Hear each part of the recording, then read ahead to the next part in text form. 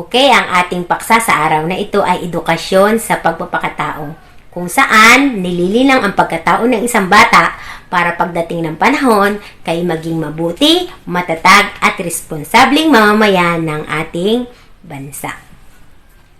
Okay, sa panahon ngayon mga bata na marami ng kaganapan, marami na kayong naririnig sa radyo, napapanood sa telebisyon, palagi nating naririnig ang COVID-19, palagi nating naririnig yung pagpapaturok, palagi nating naririnig yung mabilis siyang makahawa. So ito ilan lamang doon sa mga napapanood natin, nakikita natin sa social media. Ilan lamang ito mga bata, pero dapat mga bata, bilang kayo isang batang mapanuri, dapat nauunawaan natin kung ano ba yung impormasyong kapaki-pakinabang.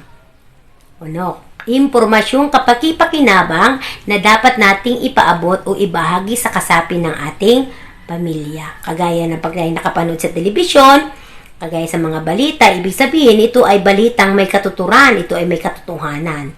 So wag tayong basta na lamang narinig sa ating kapitbahay, ay agad natin itong sasabihin na kapag daw po nagpaturok ay mamamatay. So yan ay mga balitang walang basihan. So hindi tayo, yan ay tinatawag na fake news. Hindi natin ito dapat ipararating sa ating miyembro ng pamilya sapagkat ito'y maaaring magdulot ng pangamba sa kanila kapag iyon ang kanilang marinig. Pero ang impormasyong kapaki-pakinabang ay marapat lamang ibahagi sa ating kasapi ng pamilya. Okay mga bata, sa araw na ito ako ay merong ginawang PowerPoint presentation kung saan ito ay nauugnay sa ating aralin sa module. So kapag kayo nagsagot ng module, kunin lamang po ang inyong module at sabayan ako sa pagsasagot o pagbabasa.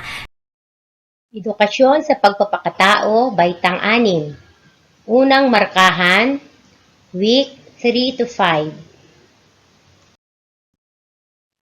Nakagagamit ng impormasyon, wasto at tamang impormasyon.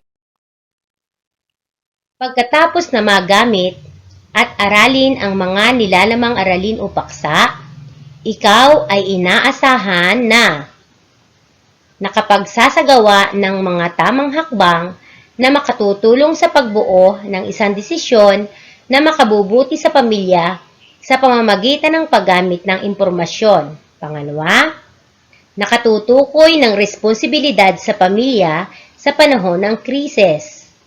Pangatlo, nakapag-iisa-isa ng kahalagahan ng tamang impormasyon na dapat iparating sa bawat miyembro ng pamilya. At pang-apat, nalilinang ang kakayahan sa pagguhit. Tulong tayo sa pagtuklas ni Melchora A. Buerano. Marami na ang apektado ng sakit na coronavirus 2019 sa buong mundo. At isa na ang Pilipinas sa nagkaroon ng maraming kaso. Ito ang araw-araw na napapanood ko sa telebisyon at maging sa social media. At ito rin ang laman ng balita, wika ni Robert, 11 taong gulang. Sa kanyang isipan ay nagkaroon ng malaking katanungan kung bakit tila lahat ay natatakot sa COVID-19.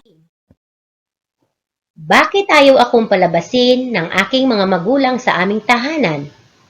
Bakit nananawagan ang gobyerno na manatili ang mga tao sa loob ng tahanan? Bakit ngayon ay palagi na lamang nagtatanim ng kung ano-anong gulay ang aking mga magulang? Iyan ang mga tanong na laging pumapasok sa kanyang murang isipan. Paghahanda raw para sa maaaring pagtagal ng enhanced community quarantine.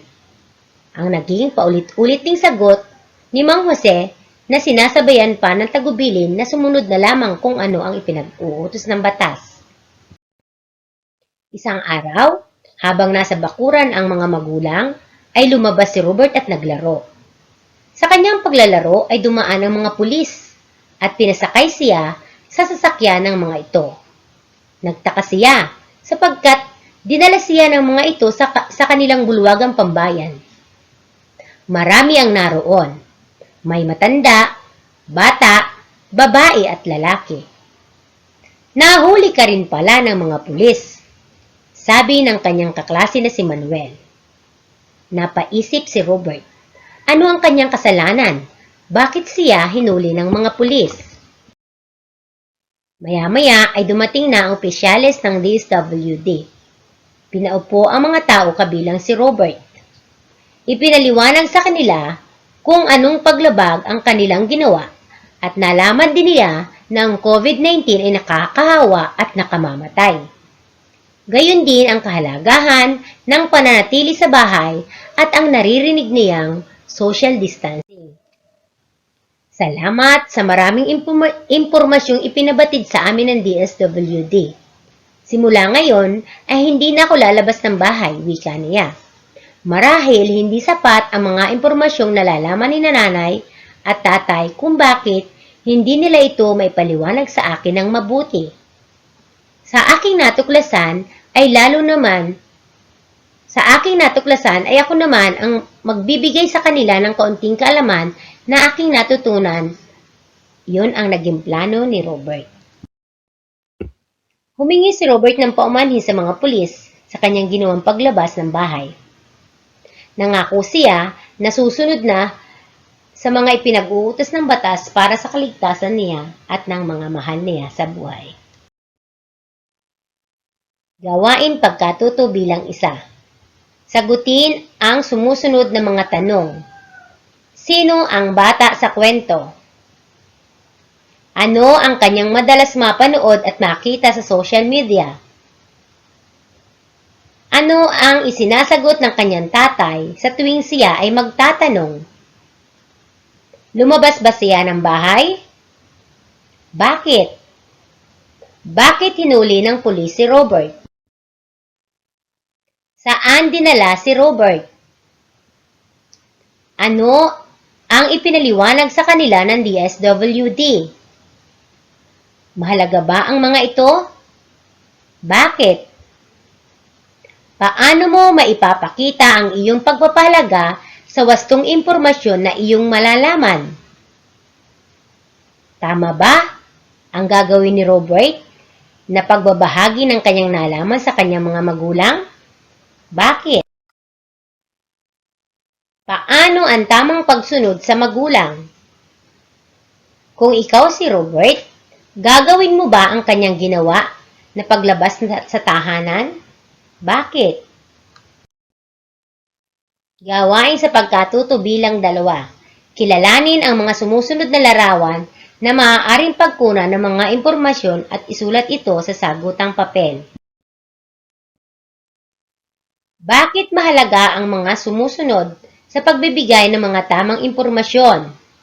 Una, telebisyon. Pangalawa, cellphone. Pangatlo, dyaryo o pahayagan. Pang-apat, radyo. Pang-lima, aklat. Gumawa ng talaan ng oras kung kailang gumamit ng cellphone, nanood ng telebisyon, nagbasa ng aklat at pahayagan, at nakinig sa radyo. Gawain sa pagkatuto bilang tatlo.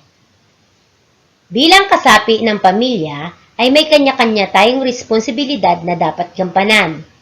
Tingnan ang graphic organizer sa ibaba at isulat sa bawat patlang sa loob ng bilog ang iyong responsibilidad sa iyong magulang, kapatid, lolo at lola at pinsan. Gawin ito sa iyong kwaderno. Magbigay ng 5 halimbawa kung paano mo maipapakita ang iyong pagpapahalaga at responsibilidad sa iyong pamilya. Sumulat ng talata na tumutukoy sa naitutulong ng social media sa iyong pag-aaral.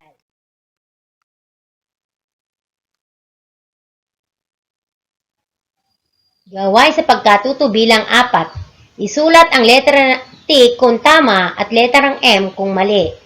Gawin ito sa iyong kwaderno.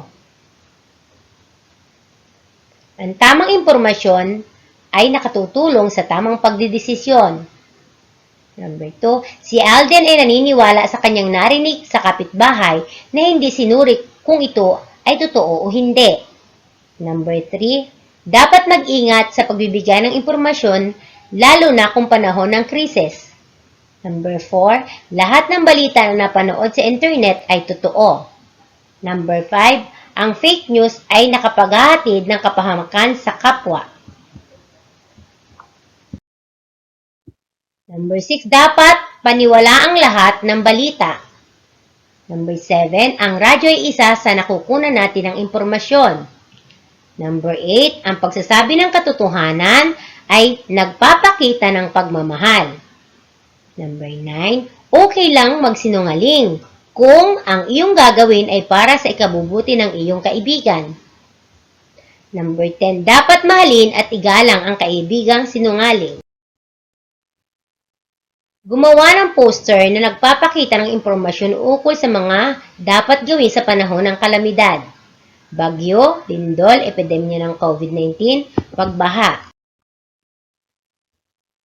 Ipaliwanag ang nais babatid ng ginawang poster.